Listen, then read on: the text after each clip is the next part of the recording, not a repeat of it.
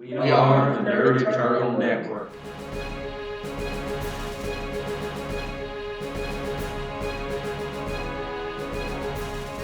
Hello and welcome to this week's Icons of the Wider World here on the Nerd Eternal Network. As usual, I'll be your GM for the day, Jason, and with me will be Curtis playing Landshark, Taylor playing Muckboot, Howdy. and Zach playing Whirlwind Jack. Howdy. If you saw last, I'm about to say last week, but it was 2 weeks ago, last session, there was a panic in Central Park as a terrorist organization, M.A.A.T, attacked a pro-mutant demonstration. Or gathering, I don't know if you call it demonstration.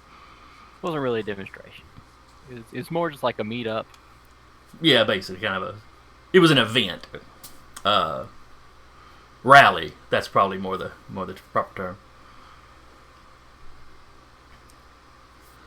So, mock troopers appeared in the reservoir. Are heroes engaged? We're totally heroes. Well, some of you.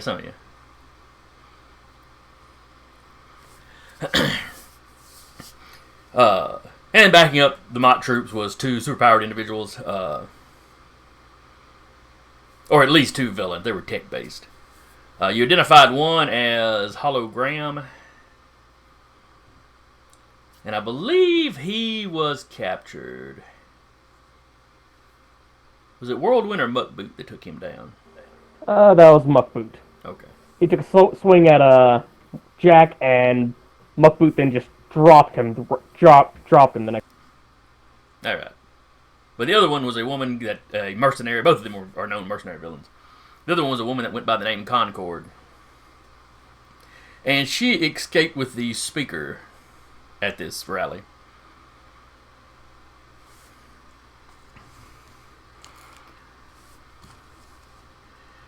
As the rally wrapped up,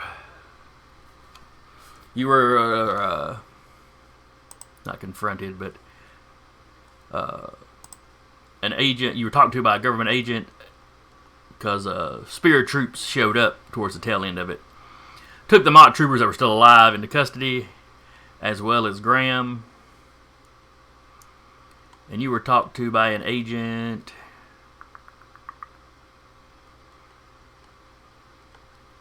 Davis? Yes. There's Agent Davis and Agent Tolliver, and I keep forgetting which one's which. But Tolliver is the smoker that's the main liaison. Davis is still kind of a field. Davis was the one that I'd had history with, right? You'd had history with him. I think Whirlwind Jack knew him. Or at least knew of him. We talked. Yeah, because he wanted to know why you let the Concord get away.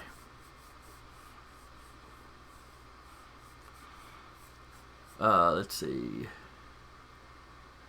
Yeah, he gathered you all together, including Snapdragon, who is our other player that was here last time and is on some fancy vacation now. He's on a boat. Darn those people with lives. I know. My gosh. You're not supposed to have those in this hobby. I don't know what's going on. But he was enlisting your aid to track down the speaker, which was a Mr. Jordan.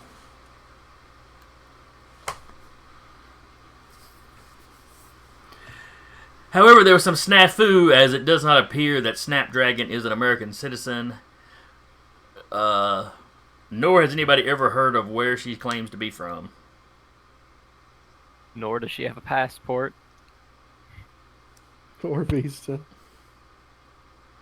Yep. Or any real legal form of identification. So there's been some snafus there as they're trying to sort her out, and other departments of the government get involved that Davis does not have a whole lot of sway over.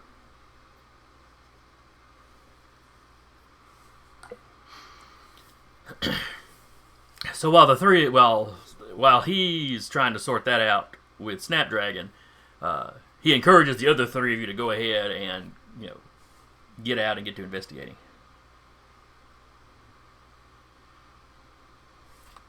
He gives you a cell phone that you can stay in contact, that you can contact him, and vice versa. We're on an Agent Dick. Well, that's just rude. But accurate. I'd watch my step, Brody. This ain't an official team you're on. I'm stretching the definition of your restrictions here. What, man? Did you see me at the park? I was awesome. You did okay at the earthquakes. park. I stayed away from the water. I was on, man.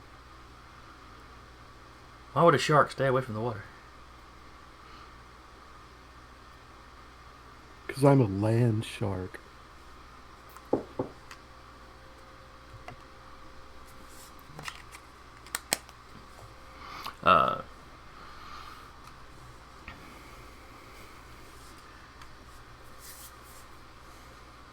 Let's see. If you need some sort of transportation, he can provide a car for you. Let's see. I don't think Muckboot. Landshark's got a travel power. He does. I technically have a travel power. He probably should not use it in the city. The guys in charge of repairing the streets wouldn't be pleased with him, huh? No. So yeah, But he could make good time. He gets you a car then. Does Whirlwind Jack fly, Zach? It's got a leaping ability. Okay. So he baby flies. Kinda, yeah. And then what were you saying about Muckboot, Tyler? I have a travel power. What is it? It's swangin'. Oh, that's right. You've got a grappling hook built into your gun or some such. Yep.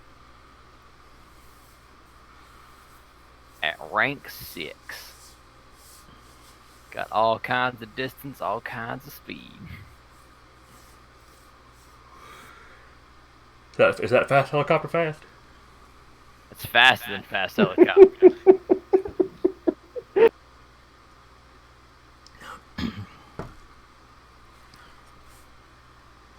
Again, with apologies to Steve Kenson. Hey, he's the one that put the fast helicopter in as a description. The fact that we enjoy it is really, not a bad thing.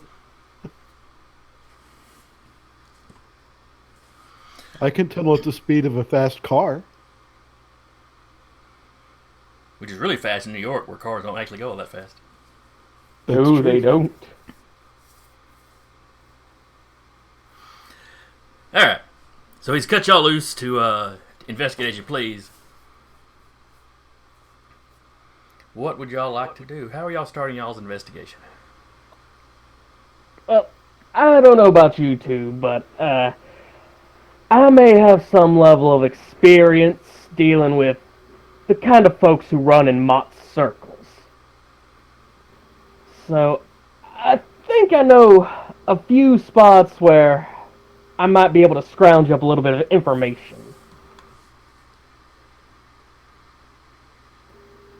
Basically, essentially what Jack's saying here is, I'm pretty much just gonna go to find the seediest, most obvious criminal hangout bar I can find and just start poking at it until answers fall out. Because I know how a bad guy thinks, and I have 3 ranks of investigation.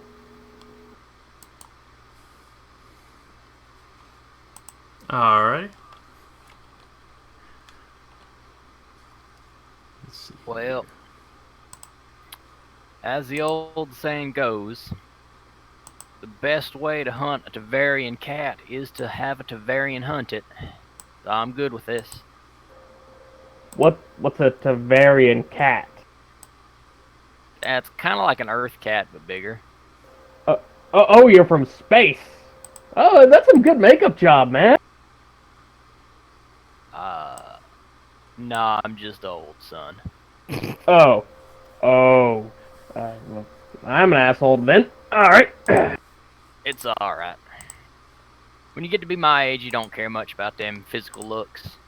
All he cares about is ability.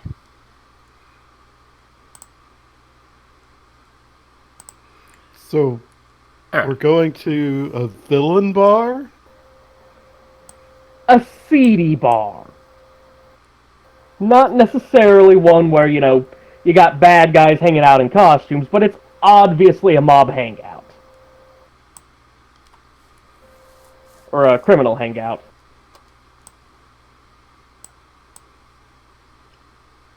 Alright, so y'all head to the seediest bar that Whirlwind Jack has heard of in New York.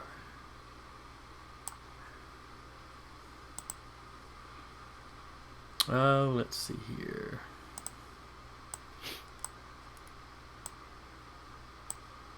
Just 1 second.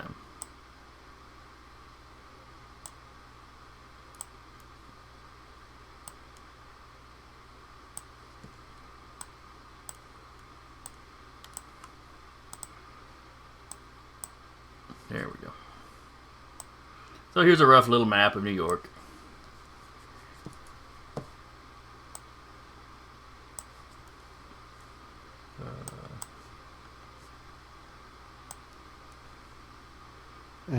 And where, pray tell, is this seedy bar? It's in Queens, like all CD bars. I am sure Brooklyn and the Bronx have their share of city bars. Yeah, probably. But yes, it is in Queens. Yeah, baby.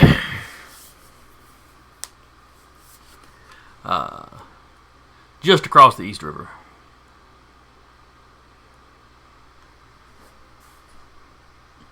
Well, this one does not have all the bridges listed out with. But so you drive your car with government plates over to the city bar in Queens. Who's driving? That's a good one. Probably Jack. What, does Brody not drive? He gets too excited. Stomps It's always an ongoing thing that he would volunteer to drive, but you never wanted him to. He does not have a license, but he'll do it. I'm just imagining him slamming on the brakes too hard, and the next thing you know, he's having to drive his car like the Flintstones. Yeah. He gets too excited and easily distracted. Then if you get stuck in traffic, earthquake start. Just bad scene. You know what a turn signal is, asshole?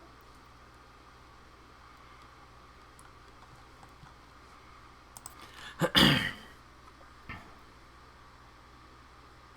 right. So it's in Queens along the East River.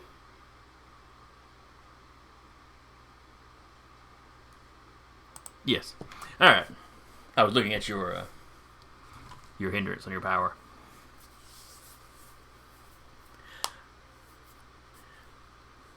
So you roll up to this bar. It's one of those that it's like the bottom floor of a building. You have to step down some steps to get to the door. Wait, do we have to get right out on a bridge to get here over the river? Either probably a bridge. Yeah, I know there's bridges. I'm not sure there's tunnels. There's probably tunnels too, but I don't. I've never been to New York. I've only seen it in the movies and stuff. Mm-hmm.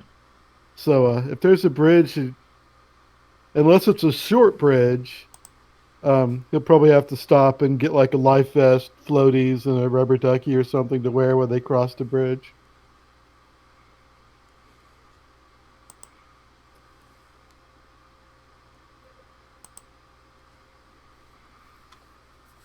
I don't know. Hey, man, wherever you need to get you through the day, I guess. I guess it just depends. I don't know if it'd be a big bridge, Let's see. but like to get to Long Island would be, a pretty scary bridge. Crossing the East River. I mean, East River's a decent sized river and all, but it would not be like a super long bridge. Somebody hold my hand. So it looks like the closest place to cross for y'all would probably be East Harlem, cut through that island, and then it's another short bridge. So that'd be 2 short bridges you'd be going across, not any long ones.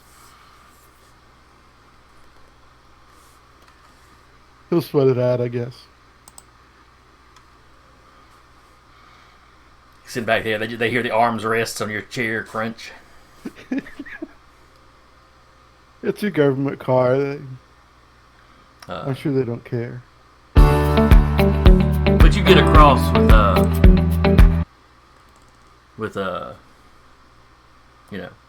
the bridges don't fall, nothing comes up out of the water doesn't splash up on you. You don't freak out and cause an earthquake, We don't decide to combat the last Kraken.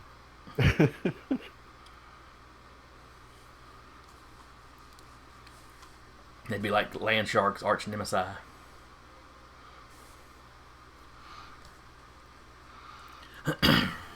Release the Kraken. So anyway, like I said, you get to the bar. It's one of those that it's not completely it's in a basement.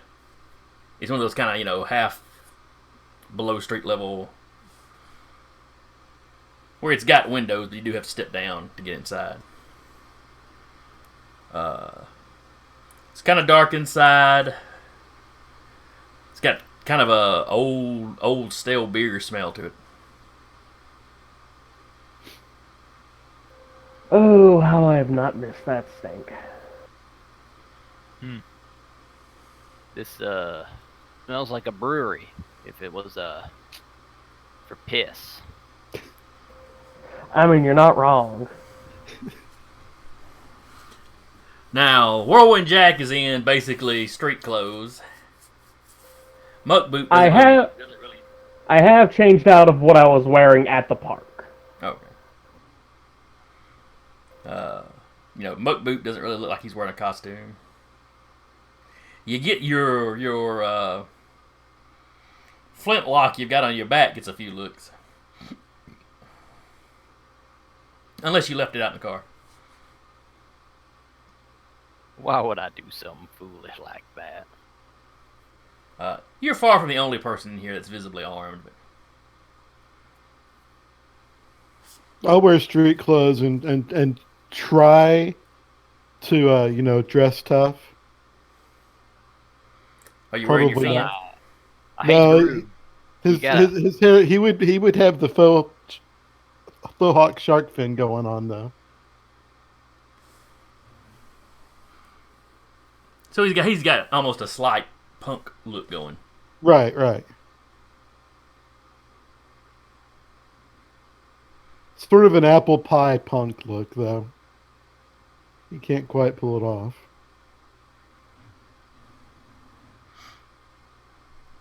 All right, so y'all walk in. The bartender looks up, looks at Landshark for a bit. When he sees Muckboot, he's like, "What's with the antique?" He's not that old. Gosh, that's rude. Son, I am that old. Which just gently pats him.